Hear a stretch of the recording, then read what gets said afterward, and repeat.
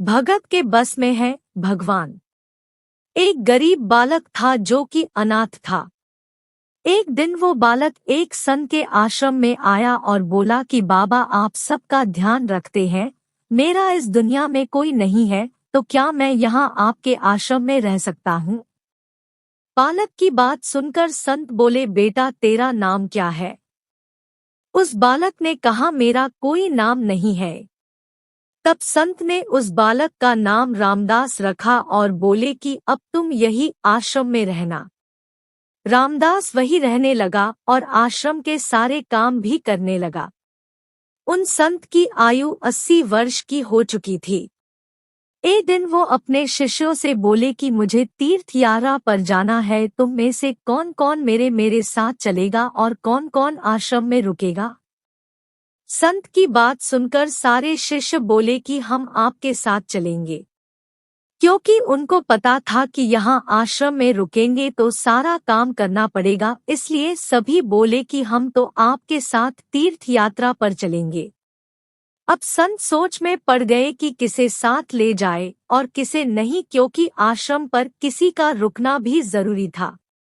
बालक रामदास संत के पास आया और बोला, बाबा अगर आपको ठीक लगे तो मैं यही आश्रम पर रुक जाता हूँ।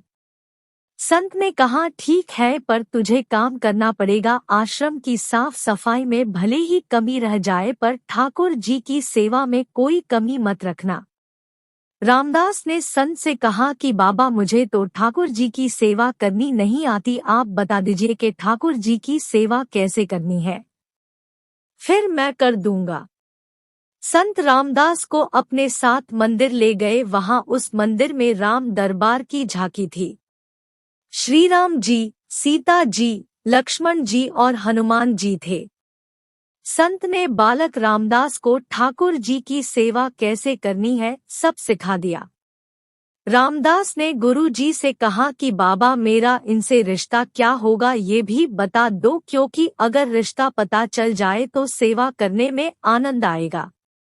उन संत ने बालक रामदास कहा कि तू कहता था ना कि मेरा कोई नहीं है, तो आज से ये राम जी और सीता जी तेरे माता पिता है।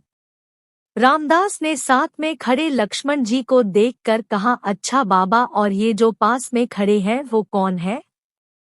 संत ने कहा, ये तेरे चाचा जी है।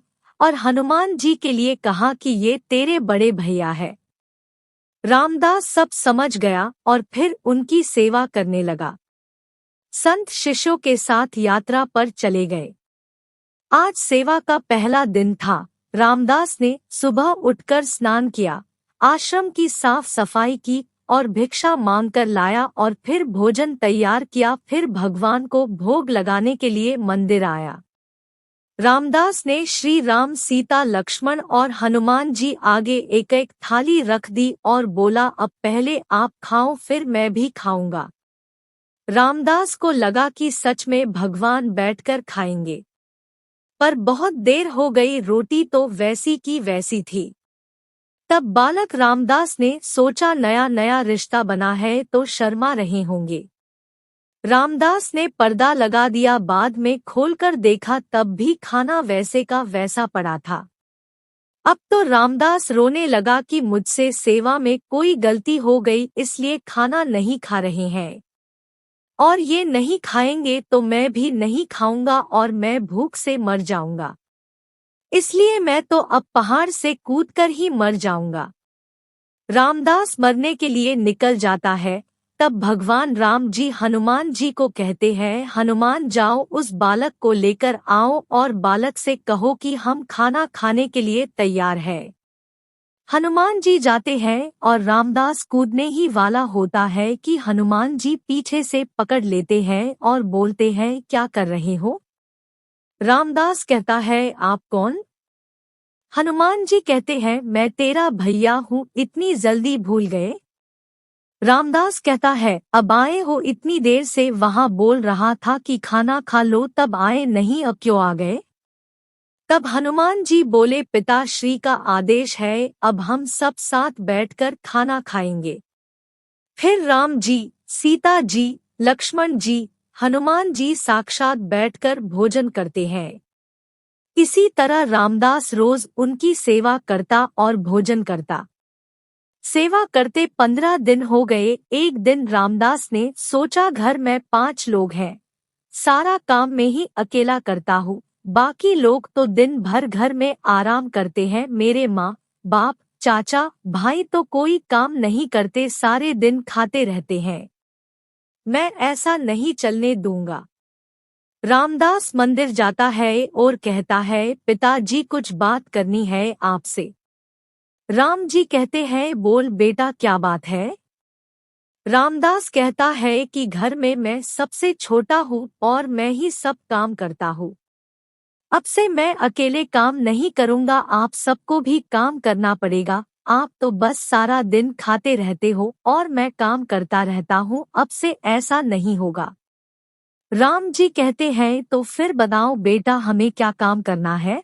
रामदास ने कहा, माताजी सिया जी अब से रसोई आपके हवाले, और चाचा जी लक्ष्मण जी आप घर की साफ सफाई करिएगा, भैया जी हनुमान जी शरीर से मजबूत है, जाकर जंगल से लकड़ियां लाएंगे, पिताजी राम जी आप बाजार से राशन लाइए और घर पर बैठकर पत्तल बनाओगे। सबने कहा, ठीक है, मैंने बहुत दिन अकेले सब काम किया, अब मैं आराम करूंगा। अब सभी साथ मिलकर काम करते हुए एक परिवार की तरह सब साथ रहने लगे।